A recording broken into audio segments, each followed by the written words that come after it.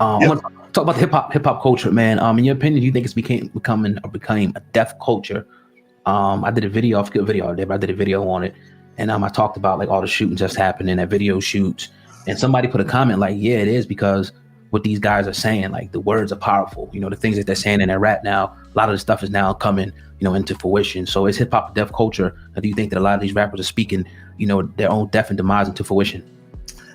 Yeah, it's funny. This has been around for a while. This has been around like since NWA kind of really pushed it out there on a high level.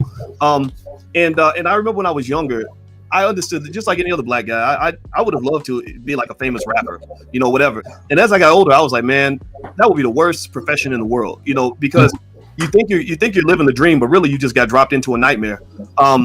A lot of the music, unfortunately, they incentivize it to put the black man in a box where you're not a human being anymore. You're supposed to sort of fit, into these certain categories about what you talk about, the drug use, drug addiction, selling drugs, killing black people, disrespecting women, all kinds of just crazy stuff, throwing all your money away.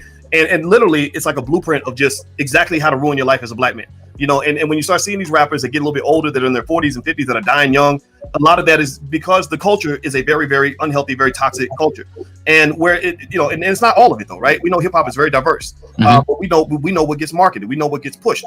You got to be disturbed about the idea of having a black man go in front of 50,000 white people and call himself a nigga and brag about killing black people and have the white people cheering and thinking that that's the coolest thing in the world. I don't understand why no one else thinks that's weird.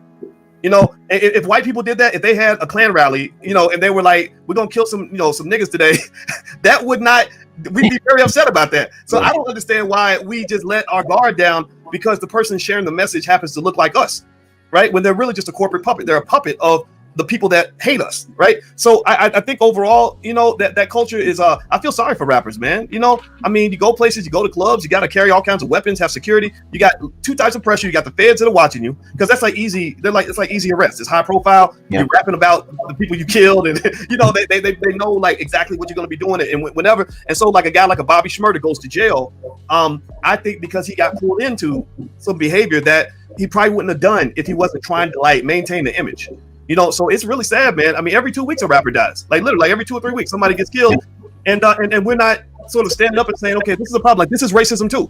Like this is Black Lives Matter too. Like we're going to address this, and I don't see anybody really doing it. And I think we need to do that as a community.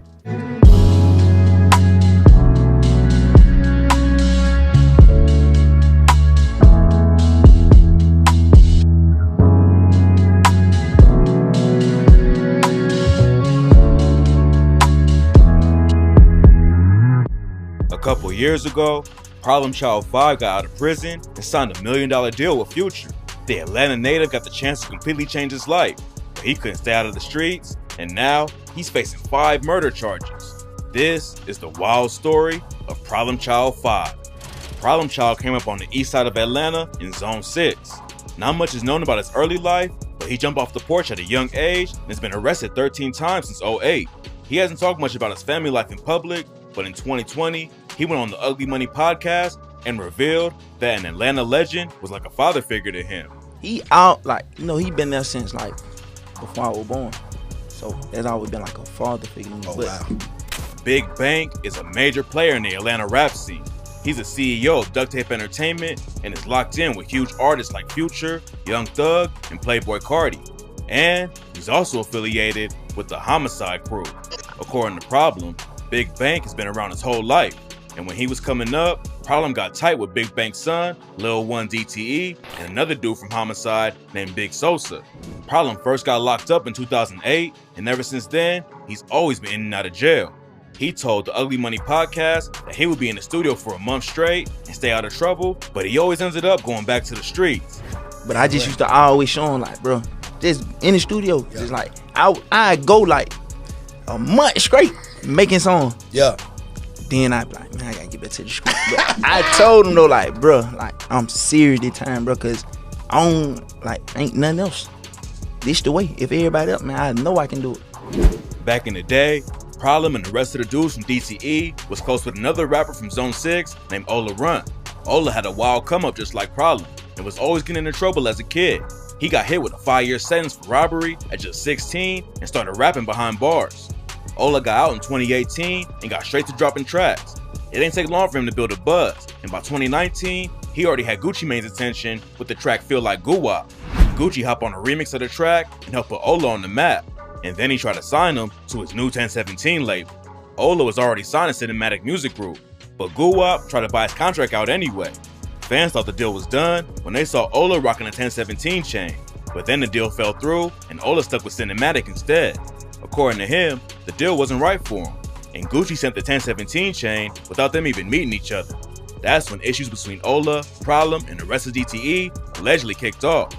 It's rumored that Bank was tripping on Ola's pops when he signed a Cinematic instead of DTE. Ola's dad is affiliated with the Front Street Henchmen and helped him get started in the rap game. When Ola got out of prison, his dad turned his car lot into a studio to help support his music career.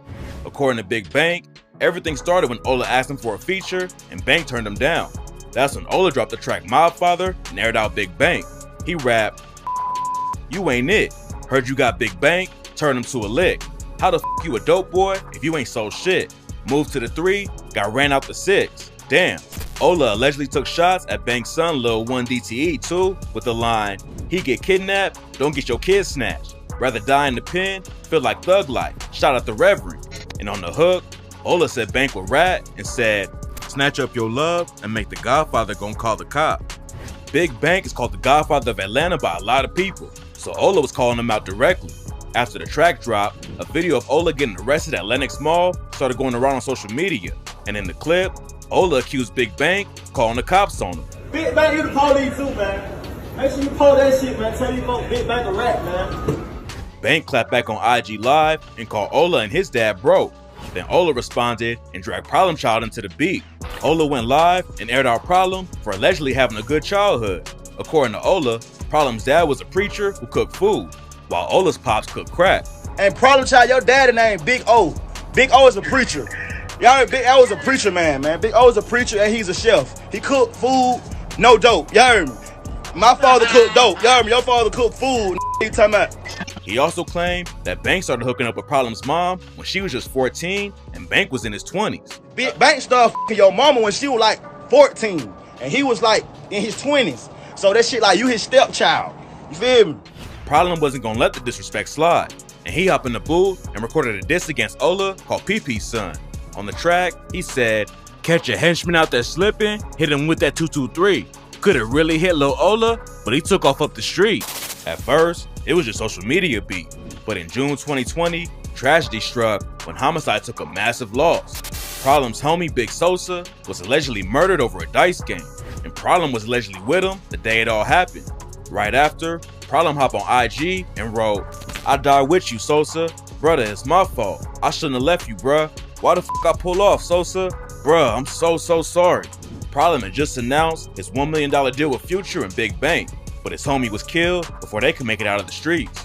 He dropped the track A Letter to Big Sosa to pay respect and talk about how his death affected him. Problem rapped, "How the f them niggas left Sosa right there on the ground? How the f you think I feel, man? That shit just crushed my smile. Losing your homie to violence is bad enough." But then, the situation got even worse when the ops started dissing Sosa. Ola and his boy 24 Left Eye both took shots at Sosa on social media, which is allegedly why 24 Left Eye ended up getting shot. 24 Left Eye caught a couple rounds and got sent to the hospital. Then Big Bank's son, Lil 1 DTE, went live with Problem Child and took credit for the hit. The war between Homicide and the Henchman was heating up, but Playboi Carti put the beef on the map for everyone to see. When Carti released his album, Whole Lotta Red, he aired out Ola and the Henchman on the track Stop Breathing. He rapped, "Ever since my brother died, I've been thinking about homicide, Carti and Sosa was locked in, and Carti even changed his Twitter handle to RIP Sosa after he died.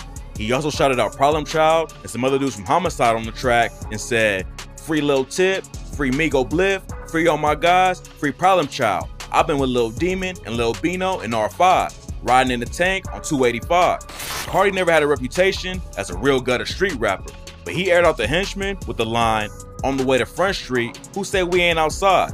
Smoking on the Henchman, got a fried. I'm hanging with the Power Rules, hanging with the Fives. I got mob ties. Then Carti called Ola out by name and said, "I got and Chain Gang on my side. I had shank Ola for a pie." A dude from the Henchmen and Benji Bluebills clapped back with a diss called Stop Bleeding and accused Problem of backdooring Sosa. He said, "Your homie killed your homie. I guess you ain't know," because there was rumors that Problem was actually the one who killed Sosa.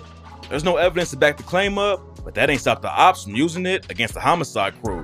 In November 2020, Problem dropped his debut project, King Op. His track Sticks Up with Future racked up millions of plays, and his collab with Young Thug popped off too. Problem said he had left the streets behind and was ready to take over the rap game, but just when it looked like everything was turning around for him, Problem suffered another tragedy. In August 2021, Problem's homie, R5 Homicide, allegedly took his own life in the studio. Problem hopped on IG and said, "Who the f gonna watch my back now? Take me with you, twin." R5 had just started coming up in the rap game, but according to rumors, he had problems with pills, and Sosa's death took a major toll on him. Last year, Problem Child's career hit another speed bump when he got locked up on a parole violation. But the situation got even worse when the news broke that he's facing 5 murder charges. There's not much info about the cases, but one of the bodies he's allegedly responsible for is a dude named Chad Billingsley. Police claimed back in 2019, Problem allegedly caught Billingsley at a gas station and started letting off shots with a rifle. According to police, Billingsley had a connection to whoever shot him, but it's not clear how it all went down. With 5 murder charges hanging over him, it's pretty unlikely that Problem Child will ever get out. And now there's a chance the whole Homicide crew might get taken down too. A reporter from Atlanta named George Cheedy reposted a clip of Problem Child going live from the Fulton County Jail. He wrote, "This is Mikael Gunn, the rapper Problem Child 5, in Fulton County Jail. P5 is an East Atlanta gangster affiliated with DTE and Homicide. He's made music with Future. Gunn is accused of killing 5 people. And according to Cheedy, the district attorney's office confirmed that Homicide is one of several street gangs on a road to a racketeering charge." Rap fans were shocked when Young Thug, Gunna, and the rest of the YSL crew were targeted in a RICO case earlier this year. And now, Cardi's homies could be next. Georgia ain't playing around with their RICO cases, and it's a good chance that Cardi could get wrapped up in it even if he ain't committing no crimes. When it comes to RICOs, just being associated with the dudes breaking the law could have the cops coming for you too. So hopefully, Cardi has a good legal team who's ready to fight back. Problem Child's already in a bad situation, and now, if he gets RICO charges added on top of the alleged bodies, there's almost no way he's coming home.